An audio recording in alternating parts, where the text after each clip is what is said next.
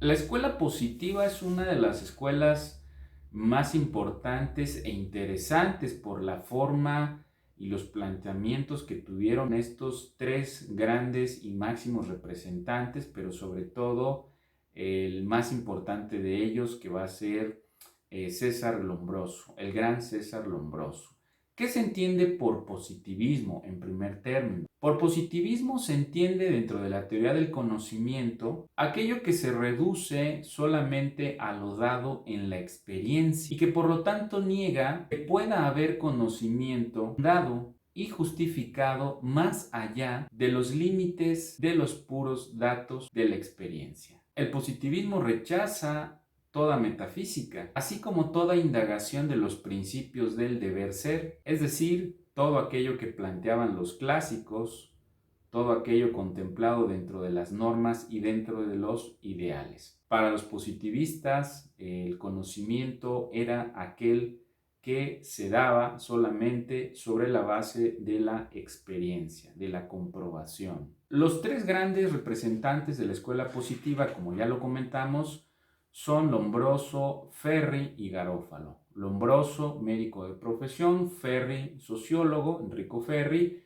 y Rafael Garófalo, un abogado. Bien, ¿cuál es el objeto de estudio y el método de estudio de la escuela positiva? El objeto de estudio es el delincuente y como consecuencia el método de estudio. Recuerden que quien determina al método es el objeto. Entonces, al haber determinado como objeto de estudio al delincuente, al sujeto que comete la conducta delictiva, como consecuencia el método de estudio lo será el método inductivo experimental, es decir, aquel método que parte de lo específico, de lo concreto, de lo particular hacia lo general, contrario al método de los clásicos, que parte de lo general, de las normas, de los ideales, hacia el caso concreto. Pero es muy importante saber por qué los positivistas determinaron como objeto de estudio al delincuente. Y esto tiene un antecedente muy importante, que es la teoría de Augusto Comte.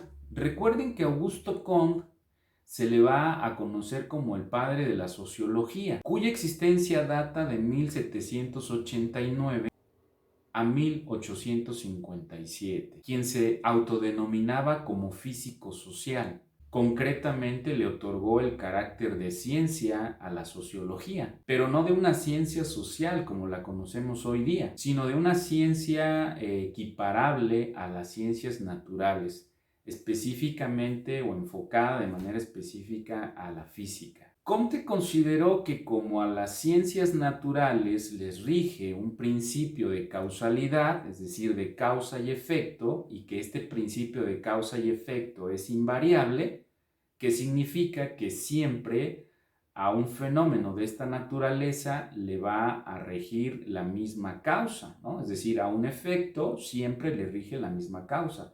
Este principio de causalidad es invariable, o sea, nunca va a existir una variación en estos fenómenos naturales. Por tal motivo, al conocer la causa, podremos saber cuál es el efecto y adelantarnos al efecto, ya sea para evitarlo o en su caso para prevenirlo, ya que siempre será el mismo. En ese sentido, si conocemos siempre cuál es la causa que produce el efecto, es decir, los fenómenos sociales, cuál es la causa de estos problemas sociales, cuál es la causa de estos fenómenos sociales, con base en este principio de causalidad, nos podremos adelantar a los fenómenos sociales. ¿Por qué? Porque la causa siempre será la misma, la que ocasiona este efecto. En ese sentido, podríamos neutralizar, podríamos adelantarnos, podríamos prevenir.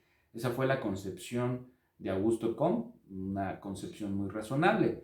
Sin embargo, pues bueno, obviamente que ya mucho tiempo después se va a considerar que hay un pequeño margen de error en la concepción de esta teoría de Augusto Comte, porque pues los fenómenos sociales tienen que ver con el ser humano, y el ser humano pues es una persona impredecible, ¿eh? Un fenómeno social no se puede establecer o no se puede analizar desde un principio de causalidad porque si algo le caracteriza al ser humano es que el ser humano es impredecible. Entonces hay un pequeño gran error en el planteamiento y en la concepción de la teoría de Augusto Comte.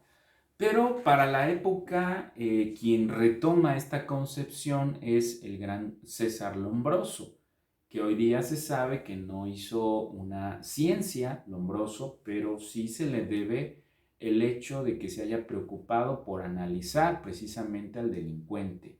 Para César Lombroso, retomando la teoría de Augusto Comte, la causa del delito es el delincuente y el delito evidentemente es el efecto. Por lo tanto, el problema quizás está resuelto. Si nos enfocamos a analizar cuál es la causa del delito, es decir, por qué el delincuente delinque, entonces estaremos resolviendo el problema de la criminalidad. En ese sentido, los positivistas enfocan todo su estudio hacia el delincuente, porque si logramos determinar las causas y los motivos por los cuales la persona comete la infracción a la norma, estaremos resolviendo ese gran problema social que es el delito. Por lo tanto, el objeto de estudio de los positivistas es el delincuente. Ahora, evidentemente que el método de estudio, que está determinado, ya dijimos, por el objeto de estudio, lo va a hacer el método inductivo experimental.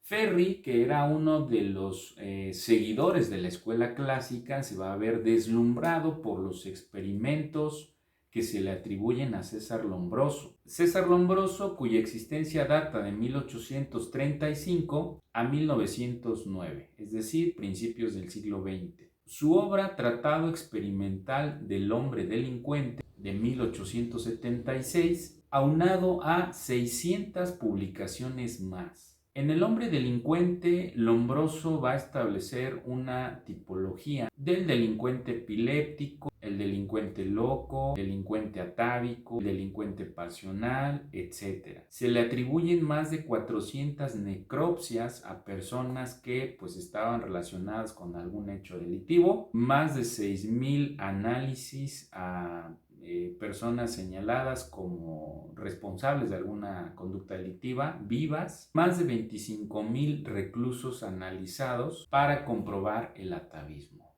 Es impresionante la cantidad de personas, de experimentos que va a realizar Lombroso, y por ese motivo Ferri se va a ver sorprendido y pues bueno, va a ser uno de sus seguidores. Ferri, sociólogo.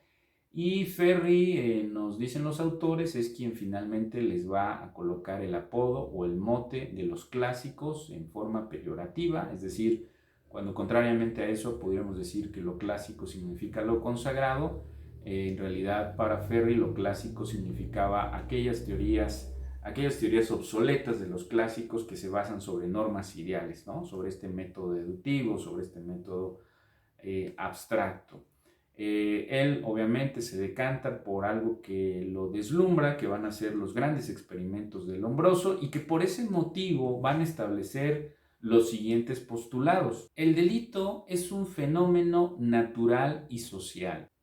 Para los positivistas, el delincuente, en concepto de Lombroso, nace siendo delincuente, el delincuente nato. Tú naces siendo delincuente, naces determinado por ciertos factores que él ya había establecido en su tipología.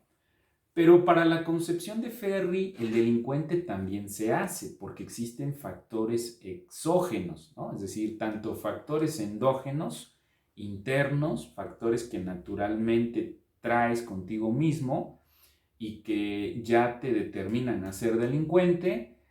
Para Ferri también existen factores exógenos, es decir, la sociedad también te orilla a que en un momento determinado no te quede otra opción más que cometer una conducta delictiva. Por ese motivo, para los positivistas, el delito es un fenómeno natural y social. La negación del libre albedrío. Contrario a lo que establecen los clásicos, que parten sobre la libertad que tenemos como seres humanos, esa libertad, esa igualdad, y que en consecuencia nos podemos conducir, Para los positivistas no tenemos esa libertad de albedrío. Es decir, conforme al siguiente postulado estamos determinados, es el determinismo.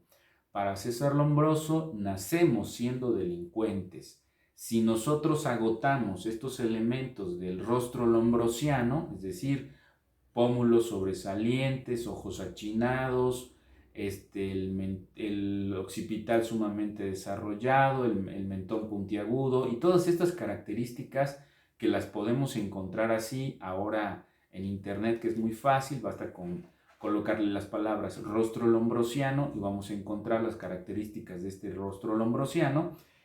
Todas aquellas personas que agotaran más o menos este perfil son aquellas que estaban determinadas a cometer la conducta delictiva. Eso es el determinismo para los positivistas. Pero también existía una responsabilidad social, que es uno de los postulados, es decir, para Ferri tenemos los delincuentes que merecemos porque nosotros mismos como sociedad los creamos, con lo que se va a conocer posteriormente como labeling approach, es decir, esta teoría del etiquetamiento social, esta marginación social que nosotros mismos, ¿no?, como sociedad provocamos y por ende al marginar a una persona, al etiquetar a una persona, nosotros mismos como sociedad estamos creando a los delincuentes. Por eso Ferri dice que tenemos que crear una defensa, nos debemos defender de la sociedad y crea su teoría de la defensa social, pero nosotros mismos como sociedad somos los que también creamos nuestros propios delincuentes en concepción de Enrico Ferri. Sanción proporcional al estado peligroso. Cambian el concepto de pena por sanción y ya no hablamos de una conducta delictiva, sino a un estado peligroso. ¿Cómo podríamos considerar el estado peligroso? Con base en la tipología lombrosiana. Es decir, entre más agotaras un determinado perfil de este rostro lombrosiano o de sus diversas tipologías que estableció en su hipótesis, entonces representamos más peligro a la sociedad y por ende ellos establecen la medida de seguridad antes que la pena. Pero la medida de seguridad se aplicaba sin que quizás hubieses cometido alguna conducta delictiva, simplemente por haber agotado un determinado perfil o considerarte con base en ese perfil peligroso para la sociedad. Delitos de peligro, pues. El fundamento y fin de la pena es la defensa social, como ya lo habíamos referido, lo establecido por Ferri, dado que nosotros mismos creamos a nuestros propios delincuentes como sociedad, al marginarlos, al etiquetarlos, entonces tenemos que defendernos de la delincuencia. Prevención más que represión es otro de los postulados de los positivistas. Es decir, no aplicamos una pena como tal, tratamos de prevenir porque estamos analizando la etiología del delito. ¿Cuáles son las causas del delito? ¿Cuáles son estas causas que van a originar que una persona finalmente cometa una conducta delictiva? En ese sentido, trataremos de establecer medidas preventivas y no tanto represivas. Otro de los postulados de la escuela positiva es que la medida de seguridad es más importante que la pena, precisamente porque de acuerdo a esta concepción en la cual si tú representabas un peligro para la sociedad, aunque no hubieses cometido una conducta delictiva, se te tenía que aplicar una medida de seguridad, una segregación. Pues bien, como podemos advertir, es bastante la información referente a las escuelas del derecho penal, pero bien vale la pena porque es un tema que debemos tenerlo claro y que debemos tomarle importancia a las teorías. Quien considere que una teoría no es importante o no es lo suficientemente importante como sí lo es, por ejemplo, la práctica, pues bueno, creo que tenemos que rectificar esta postura, dado que, como podemos advertir, las teorías se convierten finalmente o se pueden convertir en políticas públicas, específicamente en política criminal y aplicada. La teoría del Lombroso cobró una gran importancia y relevancia y tuvo una afectación importante en nuestra política criminal aplicada, al grado de que determinadas conductas que no causaban o no afectaban de manera directa o de manera concreta una afectación a los bienes jurídicos, eran castigadas con base en esta percepción acerca de la peligrosidad. Estuvimos influenciados una gran cantidad de décadas por el peligrosismo que decía el doctor Moisés Moreno Hernández. No sé cómo le hacen los jueces para poder analizar al final de su sentencia el estado de peligrosidad. Y me tocó todavía analizar algunas de las sentencias que se emitían antes de que se sobrepusiera el principio de culpabilidad y el análisis de la culpabilidad. Recordemos que los jueces analizaban anteriormente la peligrosidad del sujeto. Y refería el doctor Moisés Moreno Hernández, tenemos que tener un peligrosómetro para poder saber cómo el sujeto es peligroso, cómo considerar que el sujeto es peligroso, porque si el juez determinaba que el sujeto pues le apodaban el navajas o tenía un determinado apodo, esto podría influir en su peligrosidad, es decir, no se juzgaba con base en un derecho penal de acto, sino en un derecho penal de autor, contrario a lo que se debe de analizar en un Estado democrático de derecho.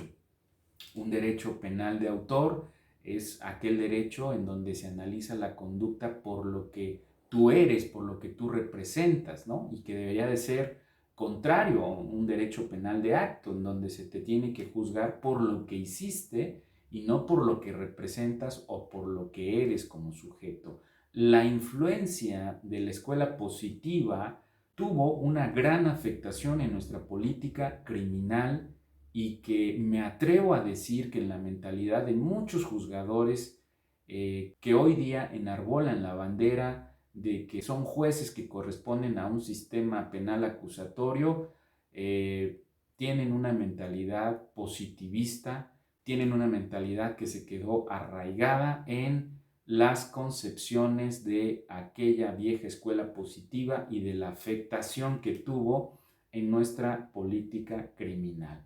Bueno, es tan solo una parte de los elementos más importantes de las escuelas penales que nos ha correspondido analizar en esta ocasión.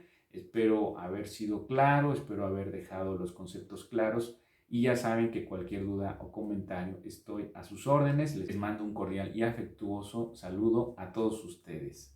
Hasta la próxima.